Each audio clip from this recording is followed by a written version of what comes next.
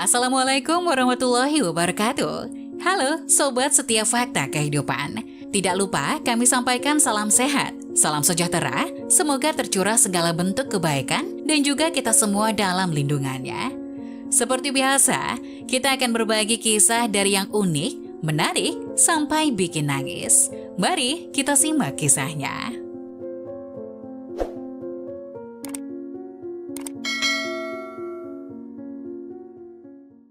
10 tahun wanita ini membenci orang yang jadi suaminya.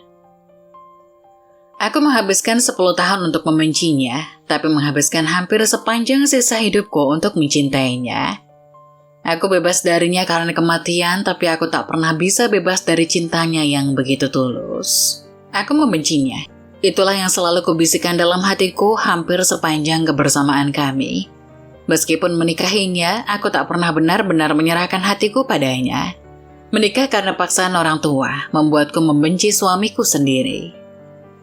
Walaupun menikah terpaksa, aku tak pernah menunjukkan sikap benciku. Meskipun membencinya, setiap hari aku melayaninya sebagaimana tugas istri. Aku terpaksa melakukan semua karena aku tak punya pegangan lain. Beberapa kali muncul keinginan meninggalkannya, tapi aku tak punya kemampuan finansial dan dukungan siapapun. Kedua orang tuaku sangat menyayangi suamiku, karena menurut mereka suamiku adalah sosok suami sempurna untuk putri satu-satunya mereka. Ketika menikah, aku menjadi istri yang teramat manja, kulakukan segala hal sesuka hati. Suamiku juga memanjakanku sedemikian rupa. Aku tak pernah benar-benar menjalani tugasku sebagai seorang istri. Aku selalu bergantung padanya karena aku menganggap hal itu sudah seharusnya setelah apa yang ia lakukan padaku. Aku telah menyerahkan hidupku padanya, sehingga tugasnya lah membuatku bahagia dengan menuruti semua keinginanku. Di rumah kami akulah ratu, tak ada seorang pun yang berani melawan. Jika ada sedikit saja masalah, aku selalu menyalahkan suamiku.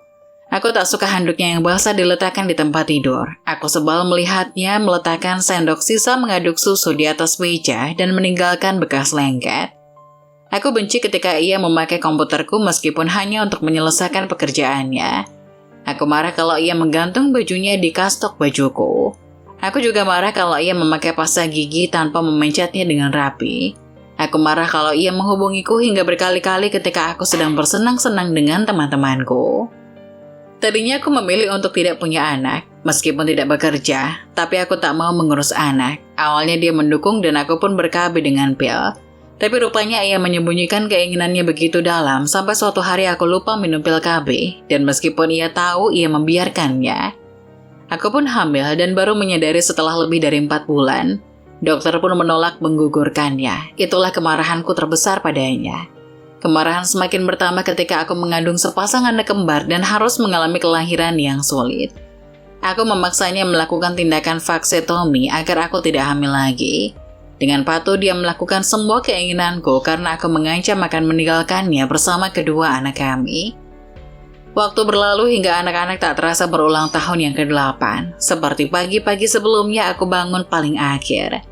Suami dan anak-anak sudah menungguku di meja makan. Seperti biasa dialah yang menyediakan sarapan pagi dan mengantar anak-anak ke sekolah. Hari itu ia mengingatkan kalau hari ini adalah peringatan ulang tahun ibuku. Aku hanya menjawab dengan anggukan tanpa mempedulikan kata-katanya yang mengingatkan peristiwa tahun sebelumnya. Saat itu aku memilih ke mall dan tidak hadir di acara ibu. Ya, karena merasa terjebak dengan perkimpoianku, aku juga membenci kedua orang tuaku. Sebelum ke kantor, biasanya suamiku mencium pipiku saja dan diikuti anak-anak. Tetapi hari itu ia juga memelukku sehingga anak-anak menggoda ayahnya dengan ribut. Aku berusaha mengelak dan melepaskan pelukannya, meskipun akhirnya ikut tersenyum bersama anak-anak. Ia kembali mencium hingga beberapa kali di depan pintu, seakan-akan berat untuk pergi. Ketika mereka pergi, aku pun memutuskan untuk ke salon. Habiskan waktu ke salon adalah hobiku. Aku tiba di salon langgananku beberapa jam kemudian. Di salon aku bertemu salah satu teman sekaligus orang yang tidak kusukai. Kami ngobrol dengan asik termasuk saling memamerkan kegiatan kami. Tiba waktunya aku harus membayar tagihan salon, namun betapa terkejutnya aku ketika menyadari bahwa dompetku tertinggal di rumah. Meskipun merogoh tasku hingga bagian terdalam, aku tak menemukannya di dalam tas. Sambil berusaha mengingat-ingat apa yang terjadi hingga dompetku tak bisa kutemukan, aku menelpon suamiku dan bertanya, "Maaf sayang, kemarin Farhan meminta uang jajan dan aku tak punya uang kecil, maka ku ambil dari dompetmu. Aku lupa menaruhnya kembali ke tasmu, kalau tidak salah aku letakkan di atas meja kerjaku," katanya menjelaskan dengan lembut. Dengan marah aku mengomelinya dengan kasar. Ku tutup telepon tanpa menunggunya selesai bicara. Tak lama kemudian handphoneku kembali berbunyi dan meski masih kesal, aku pun mengangkatnya dengan setengah membentak. "Apalagi?" "Sayang, aku pulang sekarang, aku akan ambil dompet dan mengantarnya kepadamu." "Sayang sekarang ada di mana?" tanya suamiku cepat. Khawatir aku menutup telepon kembali. Aku menyebut nama salonku dan tanpa menunggu jawabannya lagi, aku kembali menutup telepon. Aku bicara dengan kasir dan mengatakan bahwa suamiku akan datang membayarkan tagihanku. Si empunya salon yang sahabatku sebenarnya sudah membolehkan pergi dan mengatakan aku bisa membayarnya nanti kalau aku kembali lagi. Tapi rasa malu karena musuhku juga ikut mendengarku ketinggalan dompet membuatku gengsi untuk berhutang dulu. Hujan turun ketika aku melihat keluar dan berharap mobil suamiku segera sampai. Menit berlalu menjadi jam, aku semakin tidak sabar sehingga mulai menghubungi handphone suamiku. Tak ada jawaban meskipun sudah berkali-kali ku telepon. Padahal biasanya hanya 2 kali berdering teleponku sudah diangkatnya. Aku mulai merasa tidak enak dan marah. Teleponku diangkat setelah beberapa kali mencoba. Ketika suara bentakanku belum lagi keluar, terdengar suara asing menjawab telepon suamiku. Aku terdiam beberapa saat sebelum suara lelaki asing itu memperkenalkan diri. "Selamat siang ibu, apakah ibu istri dari Bapak Armandi?" Ku jawab pertanyaan itu segera. Lelaki asing itu ternyata seorang polisi. Ia memberitahu bahwa suamiku mengalami kecelakaan dan saat ini ia sedang dibawa ke rumah sakit kepolisian. Saat itu aku hanya terdiam dan hanya menjawab terima kasih.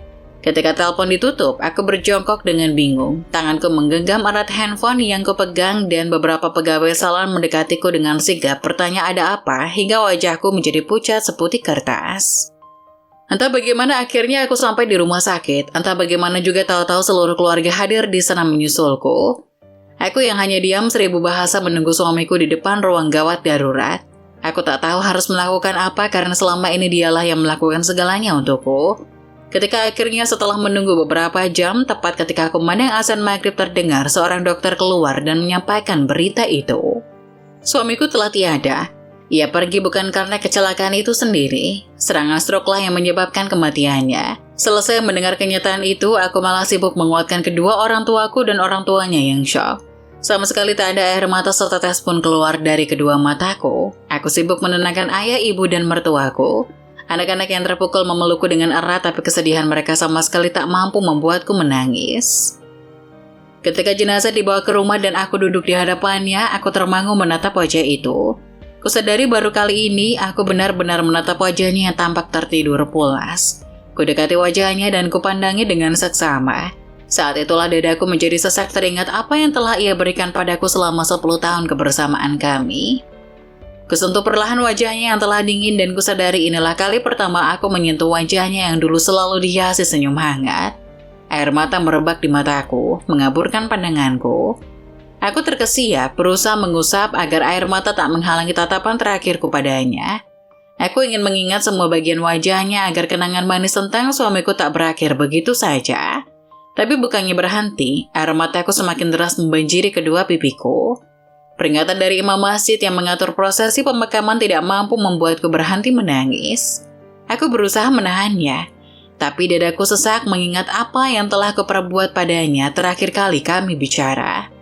Aku teringat betapa aku tak pernah memperhatikan kesehatannya, aku hampir tak pernah mengatur makannya. Padahal ia selalu mengatur apa yang kumakan. Ia memperhatikan vitamin dan obat yang harus kukonsumsi, terutama ketika mengandung dan setelah melahirkan. Ia tak pernah absen mengingatkanku makan teratur. Bahkan terkadang menyuapiku kalau aku sedang malas makan. Aku tak pernah tahu apa yang ia makan karena aku tak pernah bertanya. Bahkan aku tak tahu apa yang ia sukai dan tidak disukai. Hampir seluruh keluarga aku tahu bahwa suamiku adalah penggemar mie instan dan kopi kental.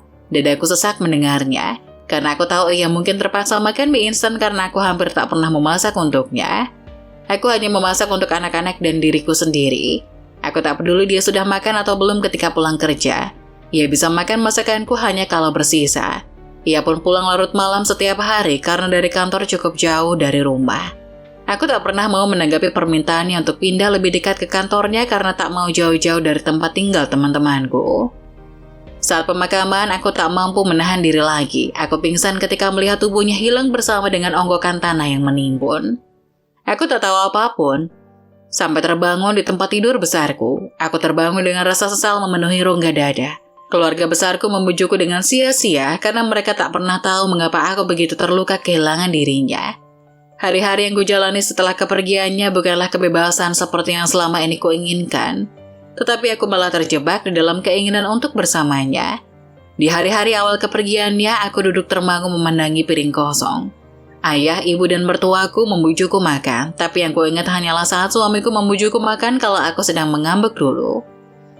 Ketika aku lupa membawa handuk saat mandi, aku berteriak memanggilnya seperti biasa dan ketika malah ibuku yang datang, aku berjongkok menangis di dalam kamar mandi, berharap ia yang datang. Kebiasaanku yang menelponnya setiap kali aku tidak bisa melakukan sesuatu di rumah membuat teman kerjanya kebingungan menjawab teleponku. Setiap malam aku menunggunya di kamar tidur dan berharap esok pagi aku terbangun dengan sosoknya di sebelahku. Dulu aku begitu kesal kalau tidur mendengar suara dengkurannya. Tapi sekarang aku bahkan sering terbangun karena rindu mendengarnya kembali. Dulu aku kesal karena ia sering berantakan di kamar tidur kami. Tetapi kini aku merasa kamar tidur kami terasa kosong dan hampa. Dulu aku begitu kesal jika ia melakukan pekerjaan dan meninggalkannya di laptopku tanpa melock out. Sekarang aku memandangi komputer, mengusap tuts-tuts, berharap bekas jari-jarinya masih tertinggal di sana. Dulu aku paling tidak suka ia membuat kopi tanpa alas piring di meja. Sekarang bekasnya yang tersisa di sarapan pagi terakhirnya pun tidak mau kuhapus. Remote televisi yang biasa disembunyikannya sekarang dengan mudah ketemukan, meski aku berharap bisa mengganti kehilangannya dengan kehilangan remote. Semua kebodohan itu kulakukan karena aku baru menyadari bahwa dia mencintaiku, dan aku sudah terkena panah cintanya. Aku juga marah pada diriku sendiri. Aku marah karena semua kelihatan normal, meskipun ia tidak ada. Aku marah karena baju-bajunya masih di sana meninggalkan baunya yang begitu aku rindu. Aku marah karena tak bisa menghentikan semua penyesalanku. Aku marah karena tak lagi memujukku agar tenang. Tak ada lagi yang mengingatkanku sholat meskipun kini kulakukan dengan ikhlas. Aku sholat karena aku ingin minta maaf. Meminta maaf kepada Allah karena menyia-nyiakan suamiku yang dianugerahkan kepada aku. Meminta ampun karena telah menjadi istri yang tidak baik pada suami yang begitu sempurna.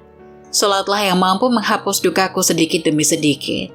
Cinta Allah padaku ditunjukkannya dengan begitu banyak perhatian dari keluargaku untukku dan anak-anak. Teman-temanku yang selama ini kubela-belain hampir tak pernah menunjukkan batang hidungnya setelah kepergian suamiku. 40 hari setelah kematiannya, keluargaku mengingatkanku untuk bangkit dari keterpurukan. Ada 2 anak yang menungguku dan harus kuhidupi. Kembali rasa bingung merasukiku. Selama ini aku tahu beres dan tak pernah bekerja. Semua dilakukan suamiku. Betapa besar pendapatannya selama ini aku tak pernah peduli. Yang kupedulikan hanya jumlah rupiah yang ia transfer ke rekeningku untuk kupakai untuk keperluan pribadi dan setiap bulan uang itu hampir tak pernah bersisa. Dari kantor tempat ia bekerja, aku memperoleh gaji terakhir beserta kompensasi bonusnya. Ketika melihatnya, aku terdiam dan tak menyangka. Ternyata seluruh gajinya ditransfer ke rekeningku selama ini, padahal aku tak pernah sedikit pun menggunakan untuk keperluan rumah tangga. Entahlah, dari mana ia memperoleh uang lain untuk memenuhi kebutuhan rumah tangga karena aku tak pernah bertanya sekalipun soal itu. Yang aku tahu, sekarang aku harus bekerja, atau anak-anakku tak akan bisa hidup karena jumlah gaji terakhir dan kompensasi bonusnya tak akan cukup untuk menghidupi kami bertiga. Tapi bekerja di mana? Aku hampir tak pernah punya pengalaman sama sekali, semuanya selalu diatur oleh dia.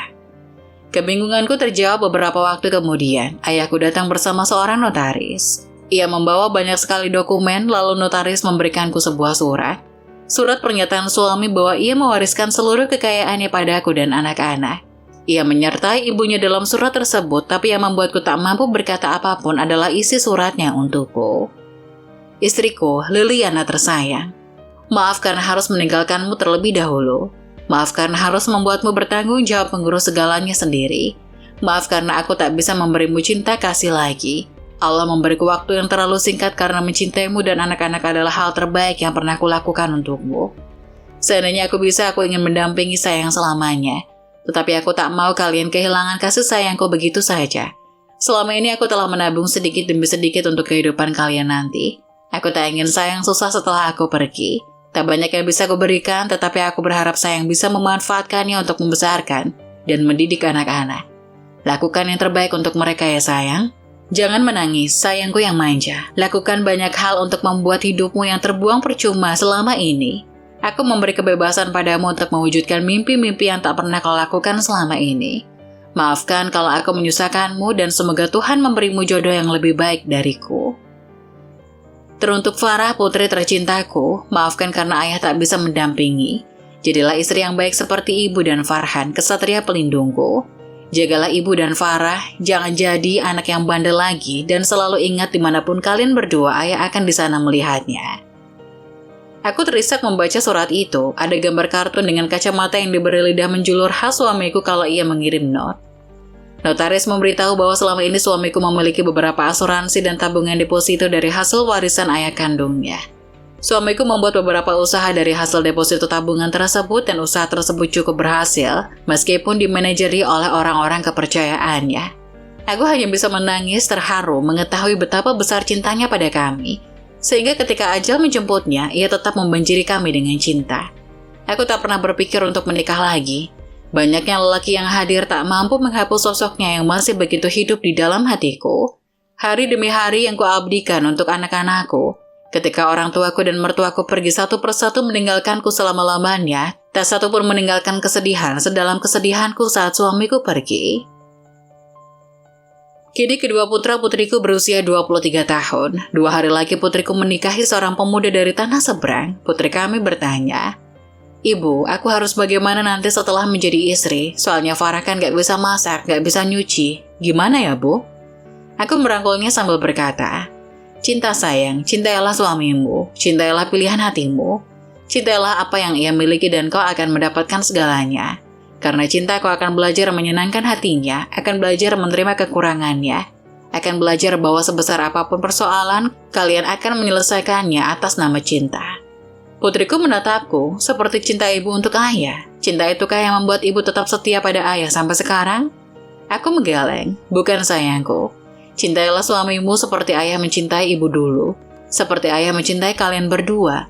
Ibu setia pada ayah karena cinta ayah yang begitu besar pada ibu dan kalian berdua." Aku mungkin tak beruntung karena tak sempat menunjukkan cintaku pada suamiku. Aku menghabiskan 10 tahun untuk membencinya, tetapi menghabiskan hampir sepanjang sisa hidupku untuk mencintainya. Aku bebas darinya karena kematian, tapi aku tak pernah bisa bebas dari cintanya yang begitu tulus.